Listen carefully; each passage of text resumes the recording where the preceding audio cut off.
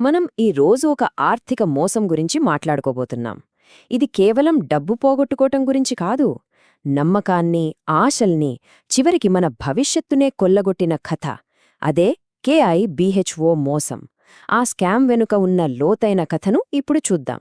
ఇది కేవలం ఒక కథ కాదు, మనందరికీ ఒక పెద్ద హెచ్చరిక. ఈ మాటలు వింటుంటేనే మనకి ఒళ్ళు జలధరిస్తోంది కదూ.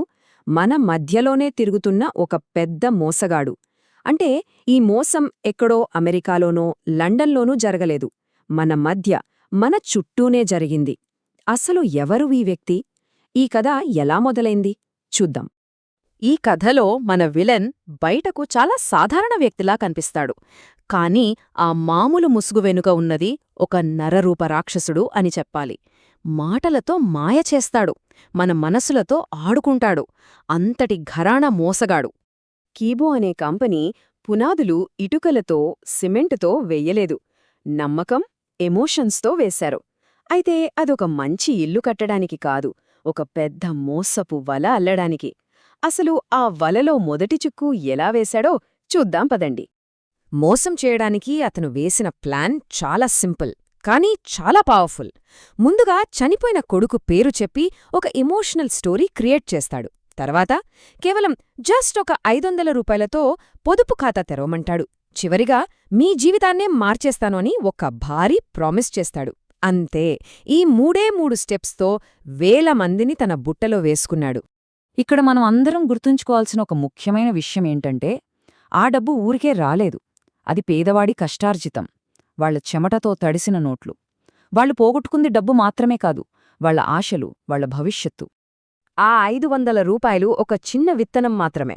దానితో అతను ఆశ అనే పేరుతో ఒక పెద్ద విషవృక్షాన్ని పెంచాడు. ఆ దోపిడీ వల ఎంత పెద్దదిగా మారిందో ఇప్పుడు చూద్దాం. ఇది అతని బ్రహ్మాస్త్రం. ఇంకొంచెం పెట్టండి, ఇంకా చాలా ఎక్కువ వస్తుంది.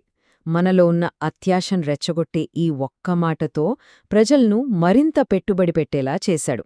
వాళ్లు తప్పించుకోలేని ఒక ఊబిలోకేలా దింపేశాడు. ఎడ్యుకేషన్ అకౌంట్ అని, మై నీడ్స్ కూపన్లు, DTH కూపన్లు, ఇలా రకరకాల కొత్త పేర్లతో పథకాలు తెచ్చాడు. ఎందుకంటే ఒకే బాధితుడి నుంచి వీలైనంత ఎక్కువ డబ్బు గుంజడానికి ఇదొక మాస్టర్ ప్లాన్ అన్నమాట. ఇది చూసి ప్రజలు, ఆహా, మన కంపెనీ చాలా పెద్దది, ఎన్నో రంగాల్లో ఉంది అని నమ్మేశారు. ఒక్కసారి ఊహించండి, ఒకవైపేమో టీవీలు, మరోవైపు భూముల ప్లాట్లు, ఇంకోవైపు ఏకంగా ఎలక్ట్రిక్ ఛార్జింగ్ స్టేషన్లు. ఇలా మన కళ్ల ముందు ఒక బంగారు భవిష్యత్తును సినిమాలాగా చూపించాడు. ఇవన్నీ ఎందుకంటే ప్రజలు ఆ మోసపు వలలోంచి బయటకు రాకుండా బంధించి ఉంచడానికి వేసిన ఎత్తుగడలు. ఈ మోసం కేవలం మాటలతో, స్కీములతో ఆగలేదు. టెక్నాలజీ అనే ఒక కొత్త ముసుగు వేసుకుంది. తమది ఒక ఆధునిక క్రిప్టో కంపెనీ అని నమ్మించడానికి డిజిటల్ ప్రపంచంలోకి అడుగుపెట్టింది. ఈ డిజిటల్ మోసంలో వాళ్లు వాడిన ఒక ముఖ్యమైన ఆయుధం ఈ ఫేక్ వైట్ పేపర్. నిజమైన క్రిప్టో ప్రాజెక్టులలాగా కనిపించడానికి, తమకు చాలా టెక్నాలజీ తెలుసని నమ్మించడానికి ఇలాంటి పత్రాలను సృష్టించారు. ఇది పెట్టుబడిదారులను ఆకర్షించడానికి వేసిన ఒక పెద్ద స్కెచ్. చూడండి, ఇది ఎంత పక్కాగా ప్లాన్ చేశారో. 2021లో వెబ్సైట్లు, 2022లో కాయిన్లు, 2023లో నకిలీ ఎక్స్చేంజ్లు, ఇక 2024లో అన్నీ మూసివేత. ఇదంతా అనుకోకుండా జరిగింది కాదు. ప్రతి అడుగు ఒక పక్కా ప్రణాళిక ప్రకారమే జరిగింది. లక్ష్యం ఒక్కటే, పెట్టుబడిదారులను దోచుకోవడం. ఈ దొంగతనం డబ్బుతో ఆగిపోలేదు. KYC పేరుతో, నకిలీ వ్యాలెట్ల పేరుతో ప్రజల పర్సనల్ డేటాని కూడా దొంగిలించారు. డబ్బు పోతే ఎలాగో కష్టపడి తిరిగి సంపాదించుకోవచ్చు, కాని ఈ డేటాతో భవిష్యత్తులో ఏం చేస్తారో అనే భయం ఆ బాధితుల్ని ఇప్పటికీ వెంటాడుతూనే ఉంది. సరే, మరి ప్రామిస్ చేసినవి ఏవీ జరగనప్పుడు డబ్బులు పెట్టిన వాళ్లు తమ డబ్బును తిరిగి అడగడం మొదలుపెట్టారు కదా. అప్పుడేం జరిగిందో ఇప్పుడు చూద్దాం. అసలైన డ్రామా ఇక్కడే మొదలైంది. డబ్బు తిరిగివ్వమని అడగగానే అతనిలో ఉన్న నటుడు బయటకు వచ్చాడు. నా ఆరోగ్యం బాగాలేదు, నా చేతులు కాళ్ళు పనిచెయ్యట్లేదు, ఇలాంటి నాటకాలు. బాధితుల ముందు మొసలికన్నీరు కారుస్తూనే వెనకాల వాళ్ల డబ్బుతో జల్సా చేశాడు. సమాధానాలకు బదులు డ్రామాలు ప్లే చేశాడు. ఇక్కడే కథలో ఒక ఊహించని ట్విస్ట్. అంతా అయిపోయింది, ఈ స్కామ్ ముగిసింది అని అందరూ అనుకుంటున్న టైంలో ఈ ఆపరేషన్ ఒక కొత్త పేరుతో మళ్లీ మొదలవుతోంది. అసలు ఎంత ధైర్యం ఉండాలి! పాత మోసాన్నే క్యూసీసీ ఎక్స్చేంజ్ అనే కొత్త పేరుతో మళ్లీ మార్కెట్లోకి తీసుకొచ్చారు. అవే పద్ధతులు, అవే వాగ్దానాలు.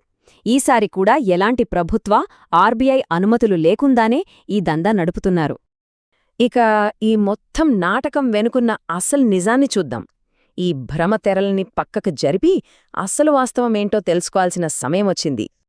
వాళ్ళు మనకు చూపించింది ఒక ప్రపంచస్థాయి క్రిప్టో ఎక్స్చేంజ్ అనే ఒక రాజమహల్. కాని నిజానికక్కడున్నదేంటి? జస్ట్ ₹1,00,000 అద్దె వెబ్సైట్, ఓ 50-60 మంది జీతగాళ్లతో నడిచే ఒక డొల్ల కంపెనీ.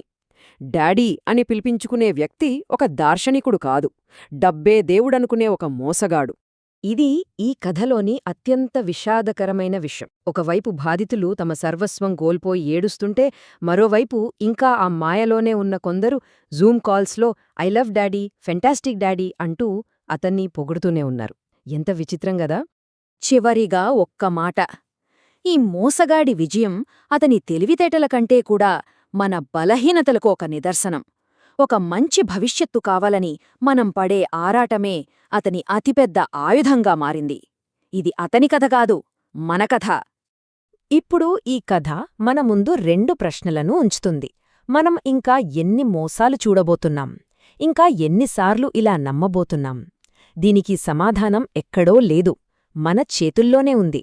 మనం అప్రమత్తంగా ఉండి ప్రతి వాగ్దానాన్ని ప్రశ్నించడం నేర్చుకున్నప్పుడే ఇలాంటి మోసాలకు అడ్డుకట్ట వేయగలం.